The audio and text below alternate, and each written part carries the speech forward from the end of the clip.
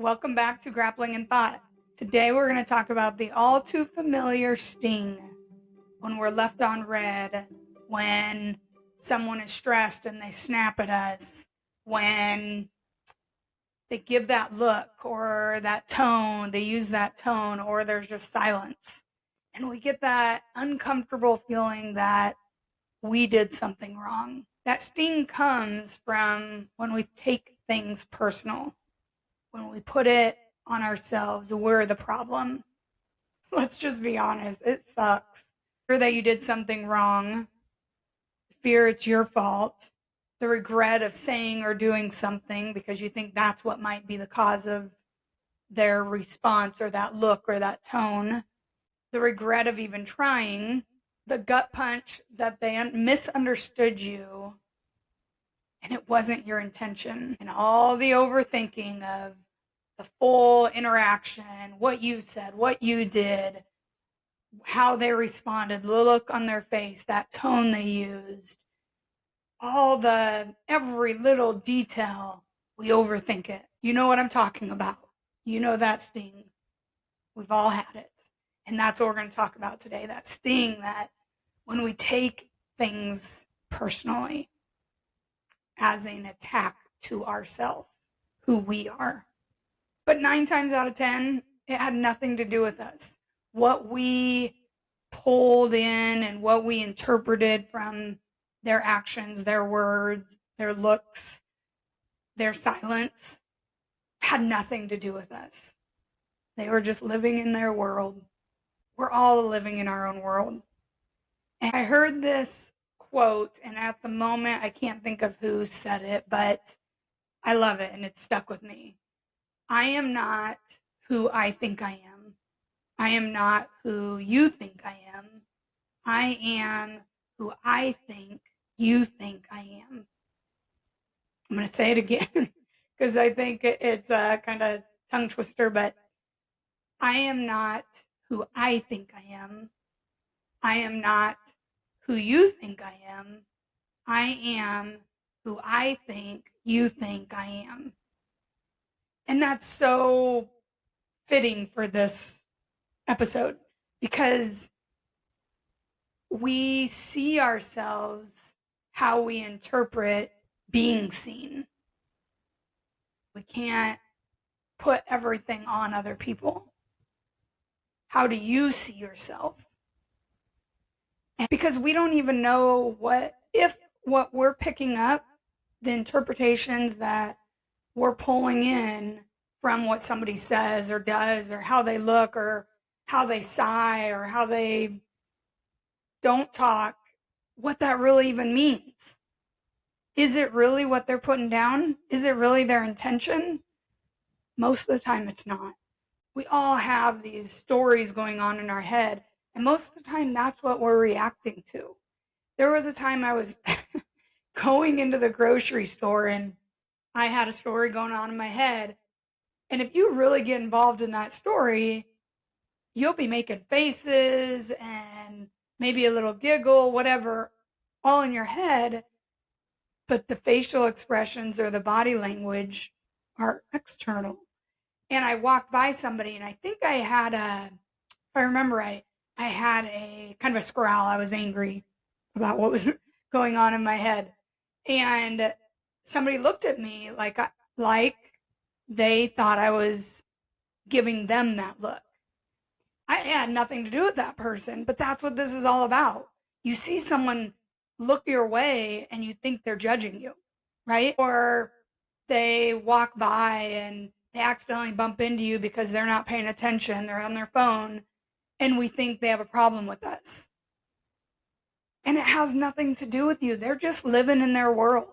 When we do this, when we take things personal, it's the quickest way to abandon ourselves, to abandon the friend within us by changing ourselves because we think we did something wrong. So we might say, I'm not going to talk again, or I'm going to be quiet, or I'm going to isolate myself, or I'm never trying it again, or, oh, I tried that once and it failed, or I opened up and they left me, and so I'm never opening up again. But is there something else that was going on?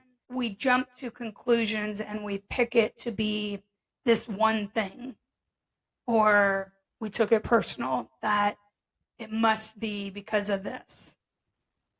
But asking them and just being curious what other possibilities could be going on here will stop that spiral.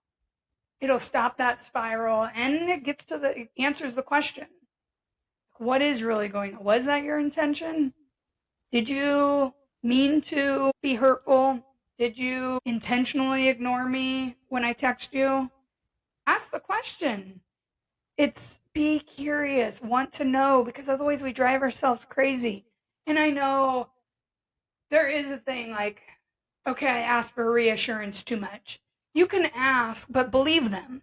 I think sometimes the annoying part comes in when somebody asks for reassurance, but then when the person reassures them, no, that wasn't my intention at all. I was doing XYZ. I was doing this, or I was busy. I was eating. I put my phone down, whatever. I missed it. Oh, I got in the middle of something else. I saw it, but I didn't have a chance to respond. But being curious about it and asking, and then believing when they say it. Sometimes the annoyance is we don't believe them when they say that. When they tell us, we keep bugging them about it because we can't take their reassurance. If we're going to ask for reassurance, we have to believe it. Otherwise, we'll drive ourselves crazy. And so for your own peace, ask for the reassurance and then believe them. That's all we can do. And then move on and ask what else could be going on that doesn't have to do with me. What could they have going on in their life? Because remember, we're not the only thing going on in their life.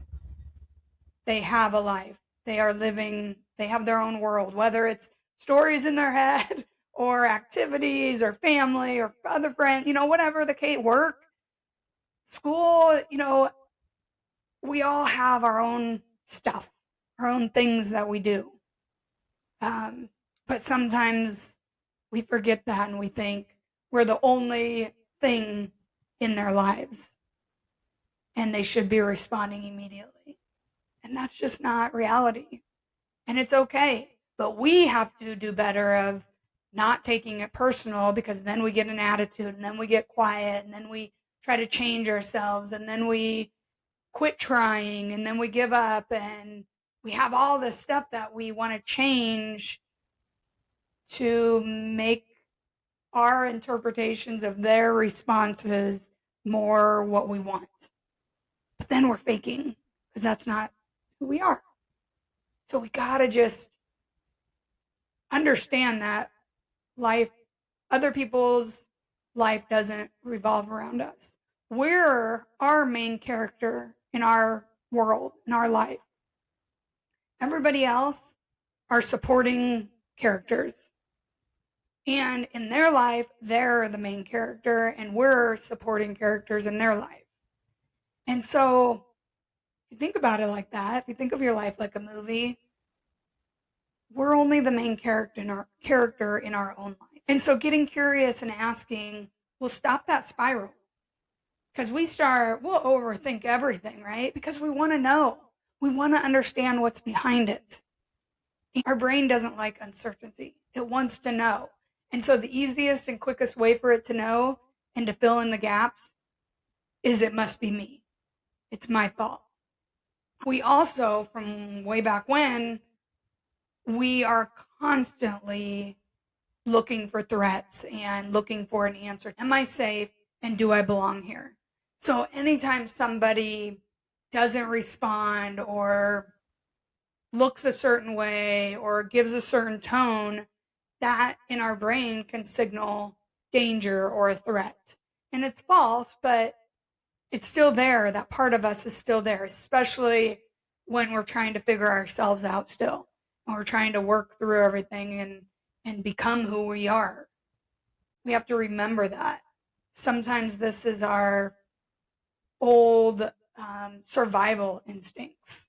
And something else that's called the spotlight effect is where we think everyone notices us and every little thing we do way more than they actually do. But the truth is, most people are in their own world, more worried about and thinking about what you're thinking of them. And we can't take it personal. I guess something to ask is, did I do something wrong? No, they're probably just in their own world. It's not on me. And then ask if you're unsure, like, well, that could have been taken. Oh, I did say this. That could have been taken wrong or misinterpreted. Let me ask them, how did you interpret this? Just communication. Be clear, and it takes away um, that gap, that wonder that our brain wants to fill with, oh, it must be you, right? Right? The asking, being curious, what else could be going on here, and ask yourself if my friend was going through this situation, this interaction, this happened to them, what would I say? If your friend was left on red, would you just say, dude, chill, they're probably busy?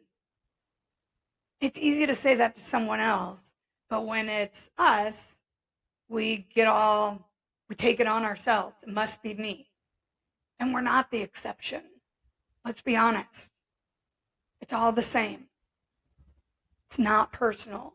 Most of the time, it's people's reactions and responses have more to do with them and their world than it does you.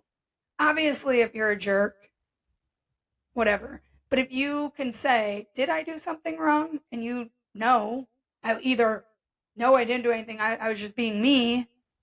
And it wasn't hurtful, and you can be honest about that, then it's on them. And we have to just go with that. Because you guys are driving yourself crazy overthinking this stuff, taking everything personal. If somebody doesn't respond immediately, you take it personal, and it's not. And we got to stop. We got to stop and realize that most people are living in their heads. They have their own stuff going on. And whether it's, yeah, they don't really want to talk right now, and it might even be they don't want to talk to you right now, but it's not personal. It's not anything you did or who you are. Just in that moment where they are in their world, they don't want to talk to you. That's on them. Let it be. Often when we overthink it, we make it worse. And so, thinking, what would I say to my friend if they were in this situation? Being curious, what else could be going on? Asking, did you interpret this? How did you interpret this? Or was your intention to be hurtful? Or did you purposely ignore me? Whatever the question is. Ask. Just ask. If they don't like it, then it really was on them. Let's be honest. Because if people get mad for you asking questions, now I do get the annoyance if you ask and you don't believe. But if you ask and okay, thanks for letting me know. I just want to make sure I'm not overthinking it, and then move on, they shouldn't be getting mad. And if they do, then it truly is on them. And then another thing to ask too is this mine to carry? Or is this their stuff? And that's what we're going to get into next week. But adopt the idea that people live in their own world. You live in your own world. I live in my own world. We all do. We can be self-aware and socially aware. And that's the socially aware part. If you know you live in your own world, the socially aware part is knowing that other people live in their world too. But regardless of how other people deal with it, knowing that it's not personal is the key. It can be hard if I can catch myself quickly and recognize this is not on me, this is you. Sometimes I get caught up in their response and that it's my fault, that I did something wrong. But if I can catch myself and once I think about it, no, I didn't do anything wrong there. This is on them. This is their issue. And then I can talk to them about it or ask the question. And the majority of the time, it had nothing to do with what I interpreted. It had nothing to do with me. Now, the other day, I didn't see something the way someone else did, and they got upset at that. Just because I didn't see it the same doesn't make me wrong. And I think we get stuck in this, I'm right, you're wrong. If you see it different than me, it's an attack and it's personal. And it's not. It's just a view, guys. We all see things differently. And don't take it personal if someone sees something different than you do. And that goes into the next episode of what's yours and what's mine. So until next time, keep looking forward and go with the motto that they're in their world, it's not about me. Try it. Try it, and then next week we'll talk about what's theirs and what's yours. See you guys.